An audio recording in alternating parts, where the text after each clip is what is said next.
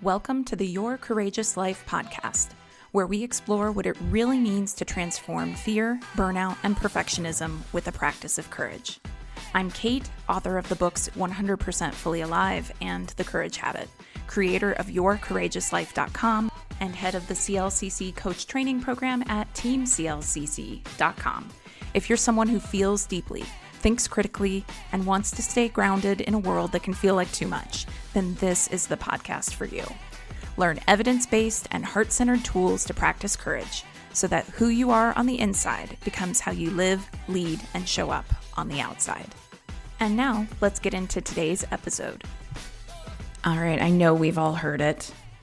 I know that there are a bajillion bro podcasters out there that will say this message about how you gotta keep going, you gotta keep going, you gotta keep going. But today we're gonna talk about what to do when you're tired of trying so hard. We're talking about what happens when you hit the wall, when you have been trying so hard for something, to be better, to fix things, to make something work, and you're just exhausted. So if you've ever caught yourself thinking, I don't know how much longer I can keep doing this, but you also don't know how to stop or feel like there is no other option but to keep trying, or maybe you're worried that you're about to stop right before finally a breakthrough is going to happen, this episode is for you. All right, first things first, let's name this really honestly. The bro podcasters would be so happy. They glorify the hustle.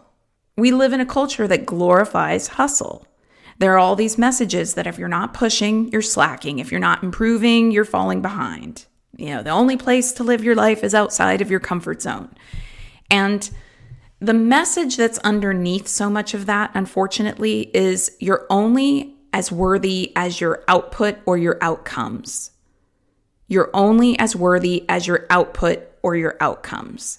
And I'm going to speak to two very specific places in today's episode where I think this happens a lot. One is with relationships, and one is with your career. So there's this tendency for people to see themselves as, I've got to keep going, I've got to keep trying because I cannot give up on this relationship or this work or body of work. You're only as worthy as your output or your outcome is the message that lives in that glorification of the hustle. And that is really a conditioned message that you've probably heard a lot of, and it keeps people trapped in these cycles of over-efforting. In my book, 100% Fully Alive, I start out the chapter or the introduction talking about the word over-explaining, over-justifying, overworking, this over-efforting, over-performing.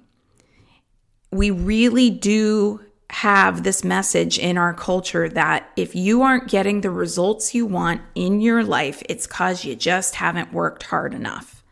And so I want to start out by speaking into something with that, which is you have to take that message based on what your historical record is. There are absolutely people in our culture, people who might be listening to this today, where you have not lived up to your potential. You know that you have missed more opportunities by not going after them when they presented themselves in your life than you have ever hustled. Okay? You know if you've been a procrastinator, a self-sabotager, somebody who always has a reason why it's not the right time. And if you are that person, then leaning into the work a little bit more is probably your growth point. But that's not everyone. There are some people who have been working and working and working, and sometimes it's in a particular domain. Like maybe you tend not to push too hard in lots of areas of your life, but in your relationship, maybe you have a marriage or a long-term relationship that you're trying so hard to make work, and you're exhausted. And so it's those times when you're trying so hard and you're hitting a wall. For those people, I want to say, hey, you don't have to earn your rest. You don't have to prove your value. And in fact, working harder might not be the thing you need to do here. maybe it's time to stop and pause and take time to reevaluate. Now, if you are in that camp, and I'm going to talk to the entrepreneurs here in a minute, because I said careers and relationships, but I know there are a number of entrepreneurs who listen to this podcast. But the common thing going on, if you're thinking about pausing, taking time off, backing off from trying so hard, the dominant thought is some variation of, but if I stop trying, everything will fall apart. If I stop trying, everything will fall apart. If I'm not the one doing the work, who will? And like I said, we probably think this most often about our relationships and our careers. If you are in a relationship that's been going through a tough time for a long time, and you're trying and trying to fix the relationship, to work on yourself, to continue showing up, and you're not seeing movement, the idea of pausing and taking a step back might feel like, oh my God, I'm going to lose this person that I love. I've seen this happen with entrepreneurs. It can happen in career. I've gone through this myself with running a business, feeling like if I'm not the one keeping all the plates spinning, the business is going to fail. And if the business fails because there's no money coming in the door to pay my team, much less me, then what do I do? So I've got to keep trying harder and trying harder and trying harder. I have also done this in relationships too. It, on some level, can be the curse of self-help, and discernment has to be learned about this. I've had some family members where, for literally decades, I went to therapy. I put myself in therapy. Nobody was like, you need therapy. I put myself in therapy. I read all of the books. I kept showing up for the family gatherings. I kept putting a smile on my face. I would think in advance of the questions I'd ask so that I could spark connection. When there were disagreements, I would keep coming back to going, okay, let me keep the focus on myself. What's my part in this situation? Because I didn't want to go down the road of blaming them or pointing fingers at them, because that's not helpful. I would keep asking myself, what would love do? I would keep breathing. I would keep trying. I would think through how I could do it differently, because isn't that what you do for family? Isn't that what you do for the people you love? What's the other option? Giving up? What I've come to learn, and this is something that I'd love for you to have as a takeaway today, is that is binary thinking. There's this idea with trying and efforting that you're either on or you're off, and that there is no in between. And that type of thinking often holds us hostage. Because in reality, in the complex, nuanced human experience, there's no binary right or wrong here. It's not automatically right to push harder or wrong to take a pause. And sometimes trying harder, this might be a mic drop for you, is just fear in disguise. Sometimes pushing harder is something you do because you believe that you can control outcomes if you just try hard enough. If I work hard enough, I'll guarantee a result in my business. If I work hard enough, I'll be able to find true loving connection with family members I haven't felt that with in decades. So let's talk about what real courage looks like here, because this is uncomfortable. It's scary to think of losing people we love. It's scary to think that all that effort that we put out there might not pan out. But here's the thing, courage is not just forward momentum all the time. Courage is knowing when to pause. It's knowing when to rest. It's knowing when to reset or release. And it's not an on-off switch. Rest is not automatically quitting. Rest is a recalibration. It's a moment to come back into alignment with yourself, not the performance of who you think you should be. I often say in my work that the truest courage you ever practice in your life will be the courage to let the truth of who you are on the inside become how you actually live on the outside. And being performative and keeping up some kind of look and feel of how it should be, that is not true alignment with who you are on the inside and how you actually want to live on the outside. In fact, especially in situations like relationships And if you're going through a hard time in a relationship, sometimes stepping back for a pause or even letting go of the relationship is the most loving thing you can do. And I say that as someone who ultimately made a decision to go no contact with family members. I don't know that they experience it that way. I don't actually know what the judgment or interpretation of my decision to go no contact is. I do know that I can't control their experience or their interpretation of the situation. What I can say with 100% integrity is that when I made a decision to step back from those relationships, I did so from a genuinely loving place, a place of not wanting to create more scar tissue between us, because I truly knew that I had looked at every angle I could, spent years doing work, left no stone unturned. I had tried all the trying and the trying harder and the trying harder and the trying harder and the trying again and the trying and the trying and the trying, and it wasn't working. I was not seeing any meaningful shift in terms of the connection and psychological safety in the relationship. In fact, I would say it was getting worse. And I really truly believe that stepping back was the loving choice for all of us to stop engaging in the same cycles over and over and over of conflict and disconnection.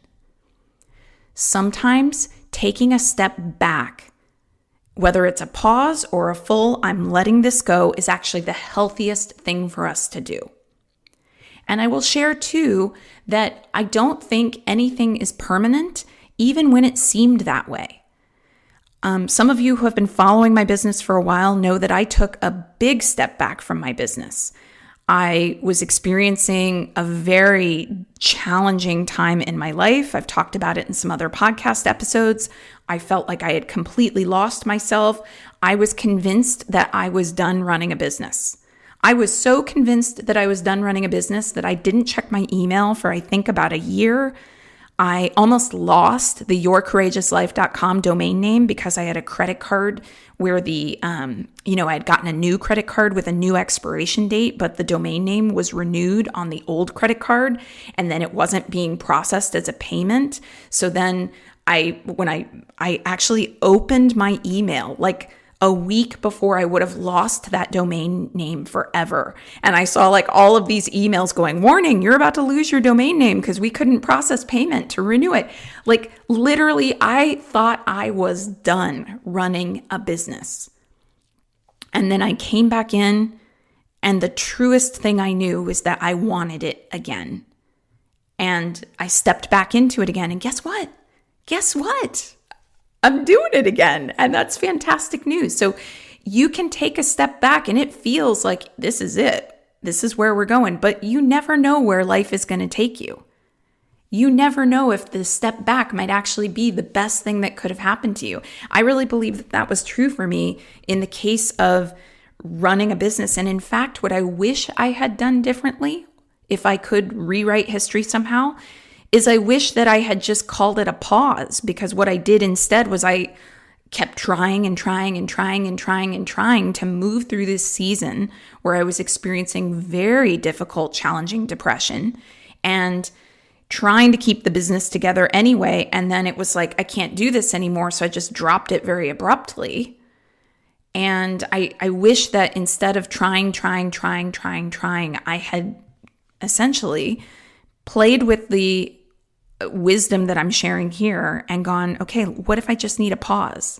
Stop seeing it as an on-off switch. And I think too that sometimes there are these things in life that you can know intellectually, but until you literally experience them, you don't know. You know what I mean? It's like you can understand something conceptually, but until you've actually gone through it, you don't fully understand. So here's a question I'd like to offer to you as a coaching question to try out if you're feeling like, girl, I'm picking up what you're putting down, but now what do I do about it? I am spiraling into constant effort. I am over-explaining. I'm overdoing. I'm over-fixing. I'm overworking. All right, here's the question. You pause and you ask yourself, is there anything I'm trying to prove right now? Is there anything I'm trying to prove right now? And you really sit with it, because that question can cut through the noise like nothing else. I have found that when I sat with that question with the business, I was trying to prove that I could be successful at this. And the bananas thing about that was that I actually had so much success. I'd already proven it. Multiple 6 figures, speaking engagements, book deals, all the traditional metrics. Okay? I was trying and overworking and trying to chase this idea of I can do this. I can make it work. I don't even know sometimes when I think about that mentality. I feel very, very, very in a reflective, lovingly held kind of way, distanced from that version of who I was. And I am coming back to my business, have come back to my business for the past few years since taking that break with a totally different and so much healthier perspective around work, patterns, burnout. It's just a whole different ballgame. I enjoy it so much more. And I think that's really become because I'm not outcome based. Remember what I said at the top of this episode about how people, we get into this idea, this conditioned message that we are as worthy as our output or our outcomes. I had an identity that I was trying to protect as this and prove as the successful business owner. And I think in the experience of what I've walked through with my family, it's a very similar kind of thing. I didn't want to be the person who gave up on other people. Certainly, I've had other people, quote unquote, give up on me. I've had relationships that have, quote unquote, failed. What I find in hindsight is that the relationships that needed to stay in my life have stayed in my life. And the peace that I have felt in my life since letting go of relationships and not trying. Oh my gosh. It's such peace. And I can hold that in a really genuine way and a place that feels loving. And I am so glad that there is no longer that tension. And I'm so glad that we are no longer locked in a dynamic that was only creating more scar tissue. Set the scoreboard down. This invisible scoreboard of enoughness. Trying, which is really so often about proving something, holding on to some kind of identity. And if you're exhausted, here's your permission slip. You deserve to rest without guilt.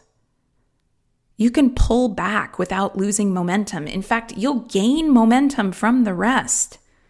That's why a good night's sleep is a good thing. Sometimes you need to rest. The world will not collapse. And in fact, there are very, very few decisions in life that are irreversible. And I really kind of believe, based on my lived experience, that anytime a decision really is irreversible, like if you decide, okay, this friendship, I've been trying and it's not working, I need to take a step back. And then you take that step back and then you try to re-engage and the person's just kind of like, F you took a step back, I'm never going to trust you again. All right, then. It's probably not a relationship you want to take into the next journey that you're about to go on. That's not laziness. That's not you didn't want it badly enough. That's wisdom. And it's also getting out of this hustle culture idea that defines your worthiness based on your output or your outcomes.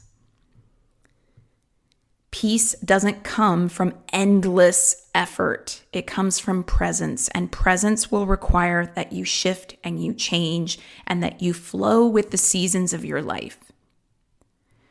So if you're tired and you want to try this on and it still feels really scary, okay, first things first, I encourage support around this. As you know, I'm a coach. I receive coaching from my own coach. I got a lot of coaching around these decisions as I was making them. So if you need support, make sure you get that support. I offer private coaching. There's a lot of people that you could be connected to. It's not hard to find a coach, a therapist, a group, a book, something that will help you to get clear on what works for you. But here's something you can try that's pretty easy to implement. You could do it this week. First thing is just how do you start with just lowering the bar? Maybe it's not a full pull back right now. Maybe it's just simpler, softer, slower. Another practice you could try is choose just one small thing to entirely release. Just release the need to answer one email.